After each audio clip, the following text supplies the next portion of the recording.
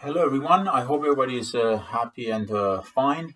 Today, we want to talk about exponential relations. Exponential relations are relations whose equations are in the form of y equals b to the exponent of x. So b raised to the exponent of x. For example, 2 to the exponent of x, or 1 half raised to the exponent of x, or like 3 or 10 raised to the exponent of x. And this b is called the base of the power, and it has to be positive by definition, but it cannot equal to 1 for an obvious reason, because 1 raised to the exponent of any number would be 1 anyway. So we will not get an exponential relation. The easiest, the simplest, or most basic exponential relation is the one defined by y equals 2 to the exponent of x. The base is 2, the exponent is the variable x. And we always start with table of values. We did this in grade 9 when we were graphing linear relations. In grade 10, we graphed parabolas, quadratic relations. We always started with a table of values. So we do the same thing here. I have selected some x values from -3 to +3. And I have y equals 2 to the exponent of x. And I'm going to evaluate the value of y for different values of x. If x is 3, I start from the bottom. 2 raised to the exponent of 3, or in other words, 2 cubed, is going to be 8. So the answer is going to be 8. 2 squared is going to be 4. And then 2 to the exponent of 1 is just 2. And 2 to the exponent of 0, if you recall, we learned in the first part of this unit, when we were reviewing exponent laws, we learned that any number raised to the exponent of 0 is equal to 1. So 2 is not an exception. So 2 to the exponent of 0 is going to be 1. And then 2 to the exponent of -1, using the negative exponent law, would be 1 over 2 to the exponent of +1. So if you have something like 2 to the exponent of -1, because right now x is -1, and you want to calculate y.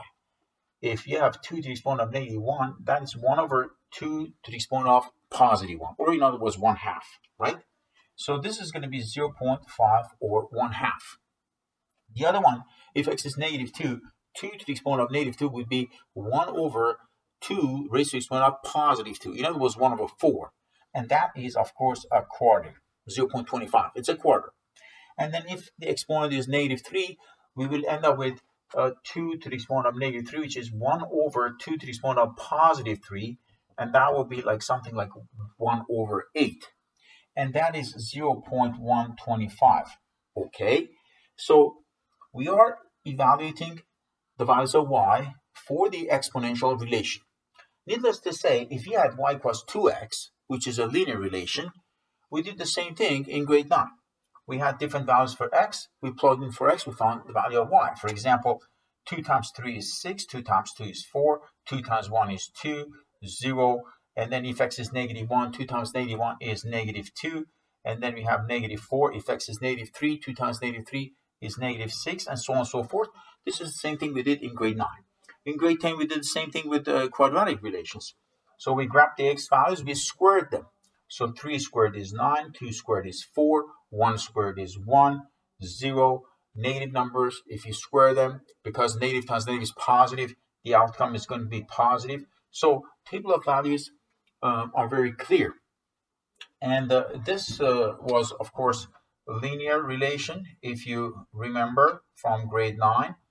And this other one is called quadratic relation from grade 10. You studied it for the first time. And now this new one is called exponential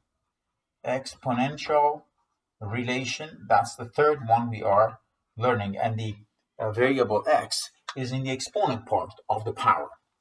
Okay, so now that we have the table of values, just like we had it in past years, why don't we just plot them and try to come up with the graph of this so-called exponential relation.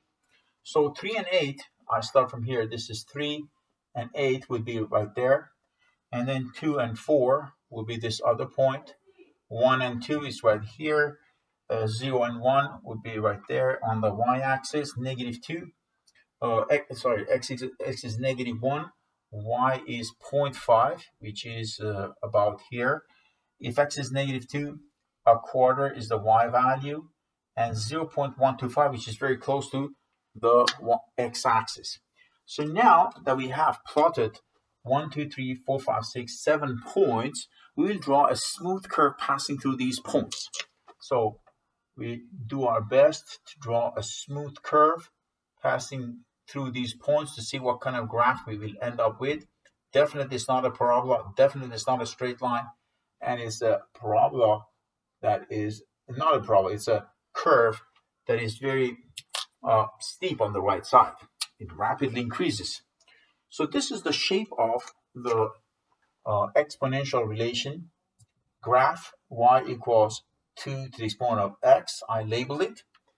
And about the properties of this exponential relation, we can say the following. If you remember, in linear relations, we used to find first finite differences.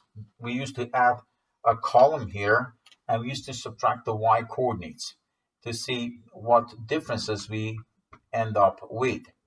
So bottom minus top, -4 minus 6 was a 2, -2 minus 4 was a 2, 0 minus 2 is a 2, 2 minus 0 is a 2, 4 minus 2, 6 minus 4, all of these were 2. So if you remember, we said that if you end up with the same number top to bottom, the same constant, in this case 2, if that happens in the first finite difference column, which is nothing but the differences between the y coordinates, then in that case, we call that a relation linear, and the graph was a straight line. Now, in case of quadratic relation, it was not like this. So when you find the first differences, 4 minus 9 is -5, 1 minus 4 is -3, then -1, then 1, then 3, 9 minus 4 is a 5. So you see that they're not the same number top to bottom as they were in linear relations. So we say, okay, why don't we find the second finite differences? So we did this last year. So we went -3 minus 5, which is a 2, -1 minus 3, that's a 2, bottom number minus top, 1 minus 1, that's a 2. So when you do that, 5 minus 3 is a 2. You see that this time you end up with the same constant top to bottom. And we said that in these kind of relations where the second finite differences are all the same for successive x values, these relations are known as quadratic relations. Y equals x squared was a quadratic relation. The graph was the basic parabola. And in case of linear relations, the first finite differences were all the same. But now that is not the case for exponential relations. You clearly see here, if I subtract 4 from 8, 8 minus 4 is going to be -4. Or no, 8 minus 4 is going to be +4. And then 4 minus 2 is going to be 2. And then 2 minus 1 is going to be 1. 1 minus 0.5 is going to be 0.5. So we see that there's absolutely no relationship between those differences that we end up with. But instead, something else is happening here, something interesting. And that is the ratio of successive y values are the same, believe it or not. Now, you might have noticed already that 8 is double the 4, 4 is double the 2, 2 is double the 1, 1 is double the 0.5, and so on and so forth. So this tells us that the ratio of successive y values are the same, believe it or not, for exponential relations.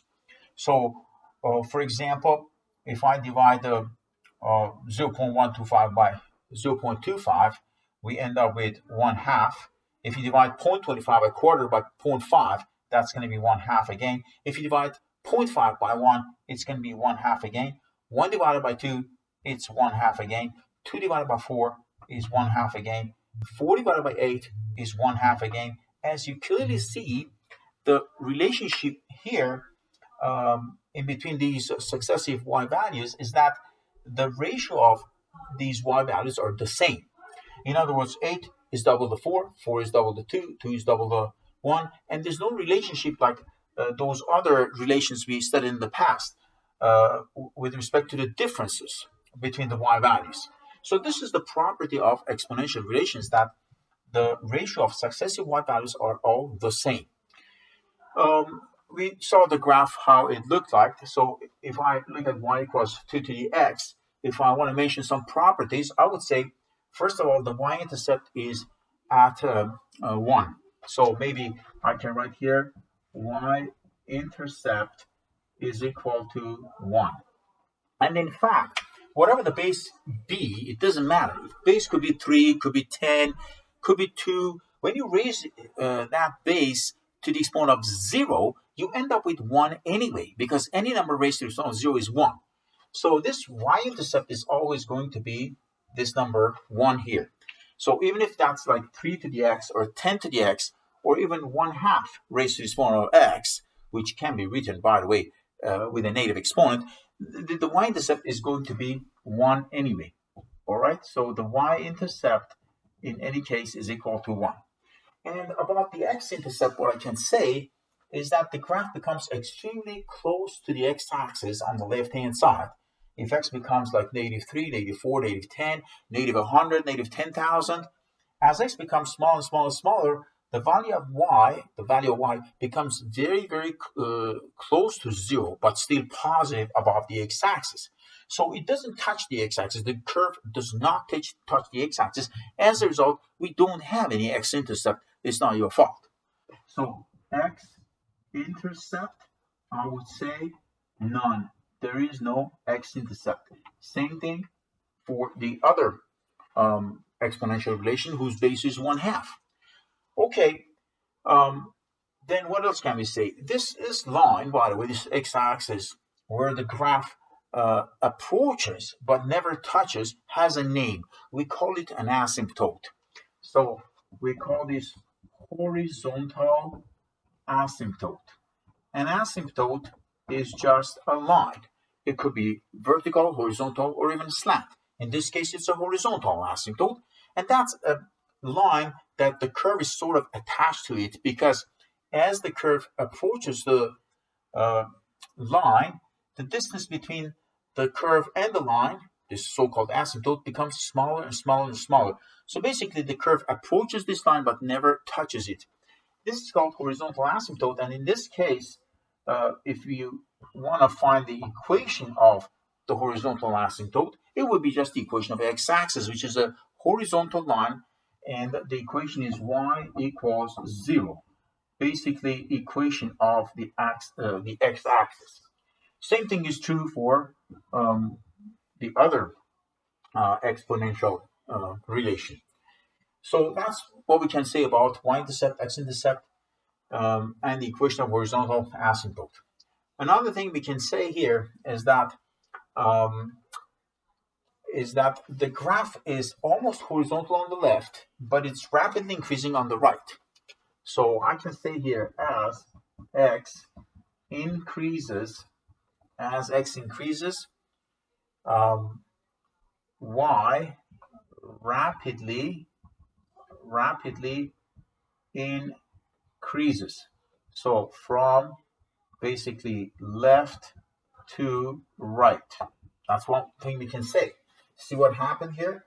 We went from 1 to 2, 2 to 3, okay? But then all of a sudden from 2 to 4, and then 4 to 8. Next one will be 16. Next one will be 32 all of a sudden. After 32, we get 64. It gets very large very quickly. After 64, it becomes 128, and then 256, and then 512, and then 1024, and then 2048, and it keeps going very, very fast. So as x increases, y rapidly increases from left to right. But on the left side, when x is decreasing, so I say as x decreases, we see that the graph becomes almost horizontal. So I should say the graph is almost horizontal. That's what we can say. And the value of y actually approaches 0. Okay, and we can say and y values approach 0 because they become smaller and smaller. Okay, so this is what is happening to this exponential relation. So linear relations, quadratic relations, and exponential relations, we saw the differences. In terms of the equations, The exponent of x is 2 in quadratic relations. The exponent of x is 1 in linear relations. And in exponential relations, the exponent itself is the x. So we have some other number like 2 or some other base, 3 or 10, raised to the exponent of x. So this is the differences between them. Now, for the other exponential relation, 1/2 raised to the exponent of x, I could have constructed a table of values here. But if we do, let me do it. Y equals 2 to the exponent of negative x, which is the same as 1/2 to the power of x. If I do that, because of the exponent becomes negative, so whenever I had negative numbers, now the exponent becomes positive, in fact. And whenever the exponent was positive, now it becomes negative because of the negative sign in front of the x. So if x is -3, we have 2 to the exponent of -3. That is 2 to the power of +3, which is 8. So you see that 8 was at the bottom of the chart, but now it's at the top of the chart. If x is -2, 2 to the exponent of -2 would be 2 squared, which is 4. So similarly, we get all these different numbers. So 2 to the exponent of 1 would be just 2. 2 to the exponent of 0 is 1. And then we have 0.5, 0.25, and 0.125. These are the numbers that we used to have at the top of the table of values for 2 to the x. Now they show up in the bottom of the table of values for the other one. So when you plot these points, you end up with scenarios like this. So if x is -1, we have 2. X is -2, we have 4. And when x is -3, we have +8. But in the past, it was the other way. And when you draw these, join the points with a smooth curve, you see that you end up with another sort of exponential graph. And this time, I just quickly label it y equals 2 to the negative x. Or you can say 1/2 raised to the exponent of x is the same thing. So you see that the behavior of the graph did change. So as x increases, this time I can't say y rapidly increases because it's just the other way. So I would say as x increases this time, y becomes almost close to 0, and graph becomes horizontal. I'm just trying to describe what is happening on the right hand side. On the left hand side, of course, I should say as x decreases on the left hand side, on the negative part, we see that y is actually rapidly increasing from right to left. So I would say y rapidly increases from right to left, actually. So I'm just describing what is happening to the graph. And these two graphs are, of course, symmetrical with respect to the y-axis. What else? Yes, and we just have a special name for these kind of exponential relations. When a quantity is increasing rapidly from left to right, we call this exponential growth. Okay, so exponential growth, and whenever the graph is decreasing from left to right, becoming almost 0, we call this exponential decay. So these are two names, exponential growth and exponential decay, that are given to these two different types of exponential relations that have two different behaviors, but at the same time, there's so many things that they have in common, such as not having any x-intercept, such as having the same y-intercept, such as having the same horizontal asymptote. But as you see, one of them is increasing rapidly from left to right. One of them is actually decreasing rapidly from left to right. So one has this particular name of exponential growth. One has exponential decay sort of name. And we will discuss these further in the next lectures. But so far, this much is enough. Please review your textbook, study the related sections, 7.3, 7.4, and we will talk more in future. Thank you.